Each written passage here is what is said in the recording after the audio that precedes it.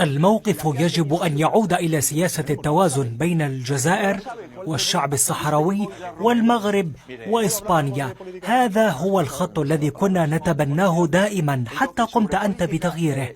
لا يمكنك تغيير الموقف من الصحراء دون استشارة الإسبان، إنها سياسة دولية.